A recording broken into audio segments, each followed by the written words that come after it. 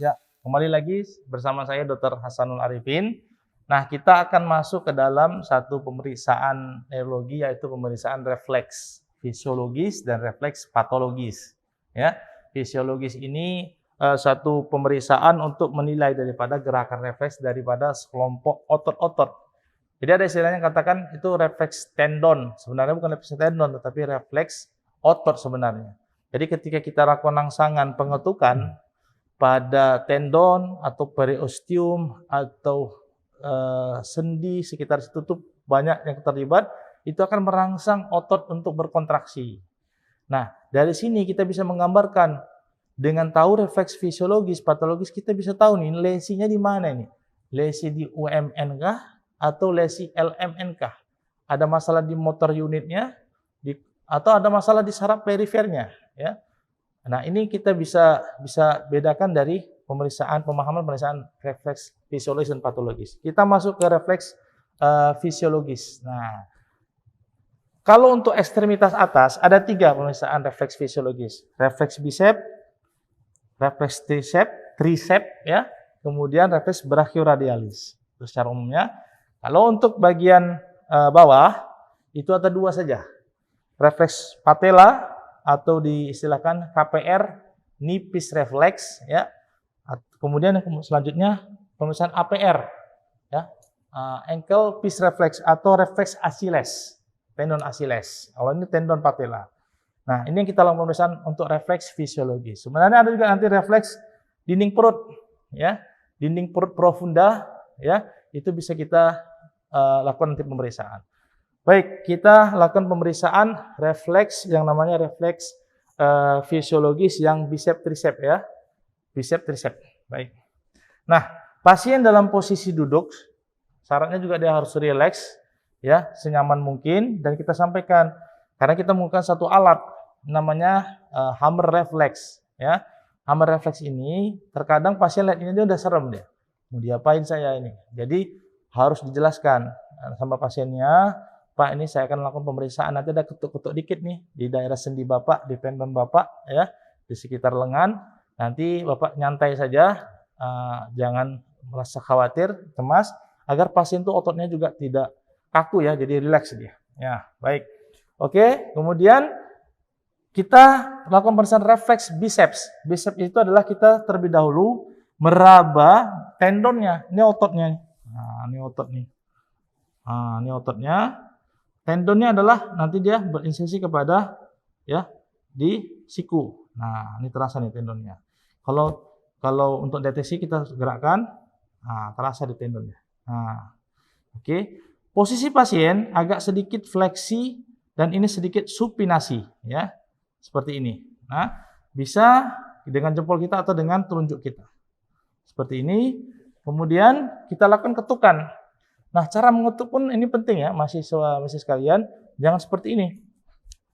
Jangan gunakan sendi siku atau sendi bahu, tapi gunakan sendi, ya, tangan saja, pergelangan tangan. Ya, seperti ini, ya. Nah, oke. Kita coba tes, ya. Mulai, ya. Lihat. Ada gerakan apa? Gerakan agak sedikit pronasi tangannya. Lihat. Pronasi, ya. Nah, ini refleksnya positif. Positifnya tuh ada 0, positif 1, positif 2, positif 3, positif 4. Nanti saya jelaskan di akhir. Ini positif 1, 2, normal. Kalau 3, dia agak lebih kuat. Coba kuat sedikit. Nah, lebih kuat. Dan dia ada zona refleksnya meluas. Kalau kita ketok di sini pun dia ikut juga. Ya, ini hiperrefleks. Ya, hiperrefleks. Ya, positif 4, bahkan ada nanti klonus. Nanti akan saya jelaskan lebih lanjut. Kalau sudah gerakan yang nanti kita rangsang ototnya berkontraksi, ada gerakan yang berulang-ulang. Oke, ini refleks, ya. Santai, Pak. Ya, bicep. Kalau tricep dalam posisi duduk kita bisa minta seperti ini. Ya, santai, Pak. Ya. Bisa raba langsung atau kita langsung terlihat nih di atas olecranonnya ini adalah ada yang namanya tendon tricep, ya. Kita lakukan ketukan seperti ini. Kalau dia meluas, kita naikkan sedikit levelnya. Bahkan ada kalau sudah berlebihan di daerah klavikula pun kita ketok, dia respon. Nah, ini namanya responnya nanti ekstensi pada lengan, ya. Santai Pak, sekali lagi. Ya. Seperti ini. Oke, cukup. Untuk brachioradialis kita ketok pada sendi, ya. Maaf, bukan sendi ya, tendon otot ya, brachioradialis. Jadi insersinya ke radialis, brachioradialis ke radialis. Nah, pada daerah sini ya, kita tekuk. Nah, nanti ada gerakan sedikit supinasi. Ya. Oke. Oke, ini masih bagus ya, normal ya. Oke, selanjutnya kita untuk refleks KPR, knee pace reflex atau refleks patella, ya, atau refleks quadriceps. Nah, izin ya, tanikkan dulu sedikit. Nah, jadi ini ada tempurung patella, di bawah patella itu ada nanti tendonnya. Nah, kita raba. Nah, kita minta pasien rileks, ya. Kemudian kita ketuk dia dengan refleks hammer pada daerah tendonnya di sini, ya. Tangan kiri kita memegang paha pasien, ya, tangan kanan lakukan pengetukan. Wow, ini positif berapa nih? Ya. Oke. Kalau penjalan ada perluasan, bahkan kita ketok di sini pun dia akan ikut refleksnya. Tapi ini masih normal, di sini tidak gerak. Gerakannya apa? Gerakannya ekstensi pada sendi lutut. Ya, seperti itu. Oke. Lemas saja, Pak. Kalau pasiennya dilakukan ketok tidak muncul, ini kita bisa lakukan manuver. Manuver apa? Namanya Jandersik ya, atau reinforcement. Jadi Jandersik ya. Jadi suruh tarik kuat, pasiennya Pak, fokus tarik kuat. Nah, kita ketok supaya konsentrasinya tidak ke lutut ini ya. Oke, seperti itu. Nah, ini pada sendi knee reflex. Untuk sendi sendi yang Achilles, mungkin kamera bisa bawah ya. Seperti ini, kita deteksi tendon Achilles. Kita lakukan pengetukan Achilles, tapi sebelumnya kita lakukan sedikit dorsifleksi pada telapak kakinya ya, seperti ini. Nah, kita ketok. Ya, ada gerakan plantar fleksi ya. Nah, ini pada posisi duduk. Kita coba pada posisi berbaring. Silakan Pak, berbaring Pak. Iya. Oke, nah kalau pada posisi berbaring, pemeriksaan ini pun hampir sama. Yang bisa triceps hanya saja tangan diletakkan di sini, kemudian kita lakukan rabat tendon bicepsnya, dilakukan pengetukan.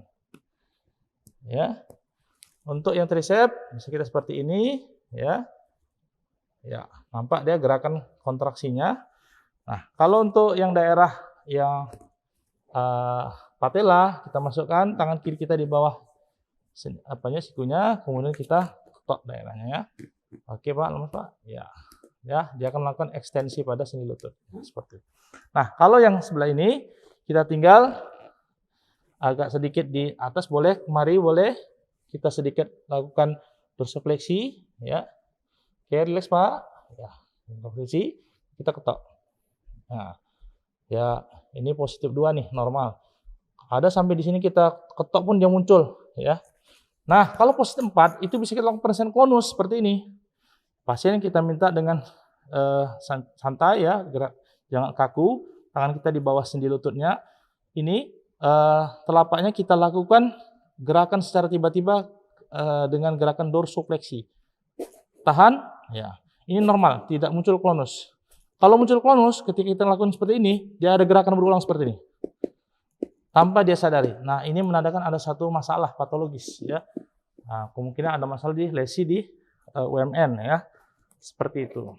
Oke, izin ya kalau boleh. Nah, ada refleks dinding perut ya. Izin ya. Nah, refleks dinding perut, kita lakukan penggoresan pada daerah dinding perut ya, ke arah pusat seperti ini. Nah, kalau seperti ini dia ada kontraksi dari otot-otot di sekitar ya, abdomen ya. Nah, ini masih normal. Ini dibawa oleh segmen torakal 5 sampai torakal 12. Ya, seperti ini. Atau dia refleks ketuk seperti ini ya. Ya. Ya. Terlihat kontraksi daripada ototnya ya, seperti itu. Oke, cukup.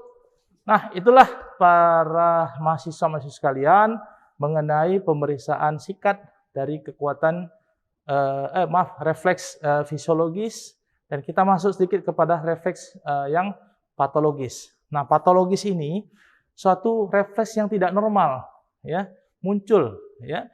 Seharusnya normal tidak muncul. Kita lakukan pemeriksaannya pada umumnya daerah ekstremitas bawah yang paling banyak pemeriksaannya dibandingkan yang atas, karena yang bawah lebih reliable, lebih mudah muncul, ya. Nah, kalau untuk ekstremitas atas, ya, mungkin alangkah baiknya kita bisa nggak di mari ya, saya, oke. Posisi pasien dengan rileks, kita angkat sedikit jari tengahnya, kemudian kita petikkan jarinya ke bawah, ya, petikkan ke bawah.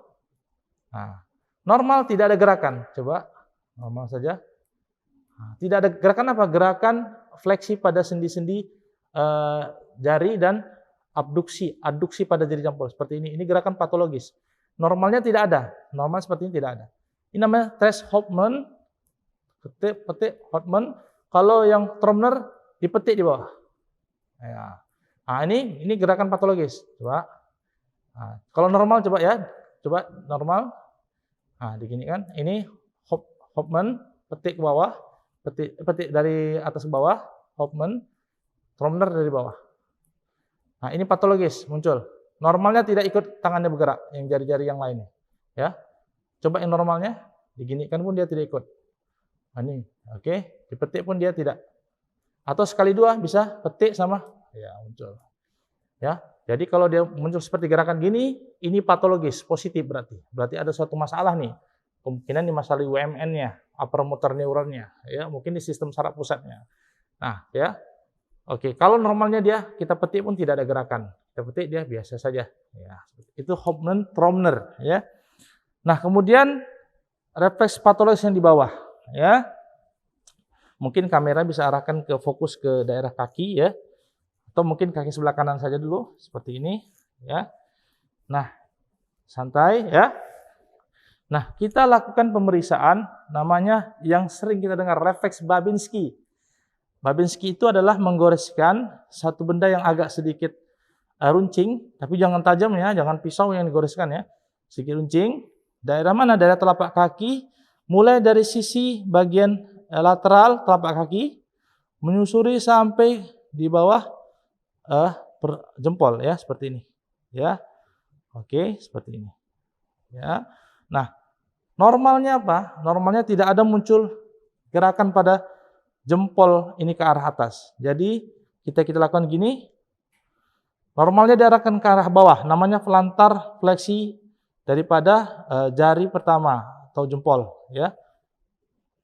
Nah, lihat ada gerakan ke bawah sedikit. Kalau abnormalnya adalah kita lakukan penulis seperti ini, maka jempolnya akan naik ke atas seperti ini. Namanya dorsofleksi jempol, dan bagian daripada jari-jari yang lain dia akan fanning, mekar dia ya.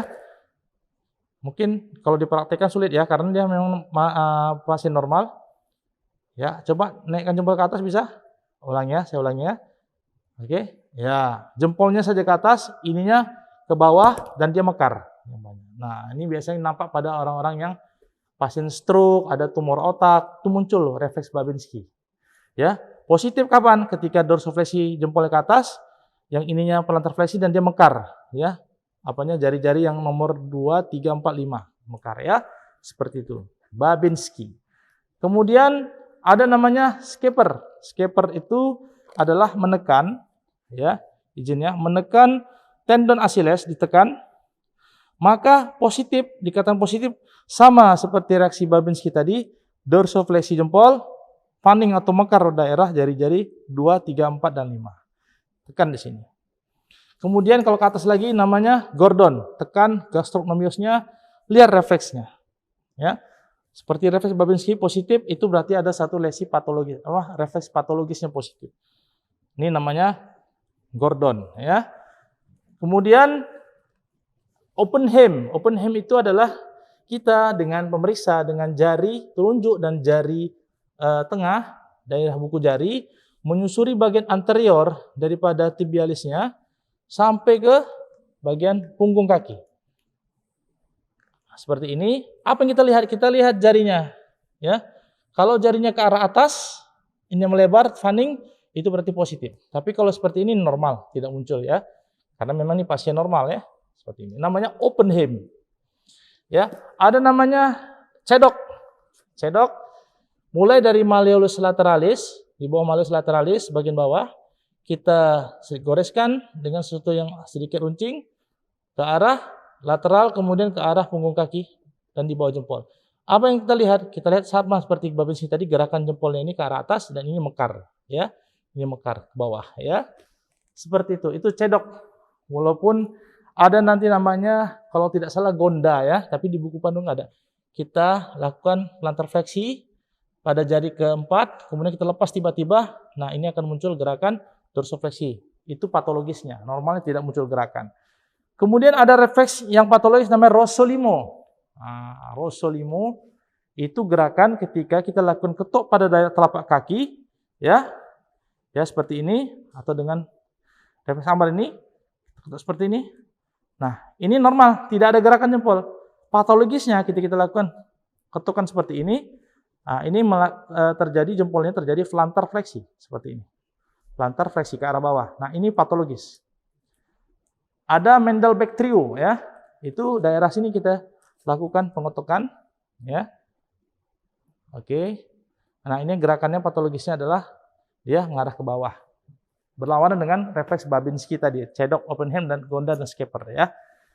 Nah, itulah pemeriksaan yang namanya refleks patologis dan mudah-mudahan bisa dipahami dan ini bisa menggambarkan daripada satu kelainan-kelainan tertentu ya, bisa membedakan dia kelainan UMN atau kelainan LMN atau lower motor neuron.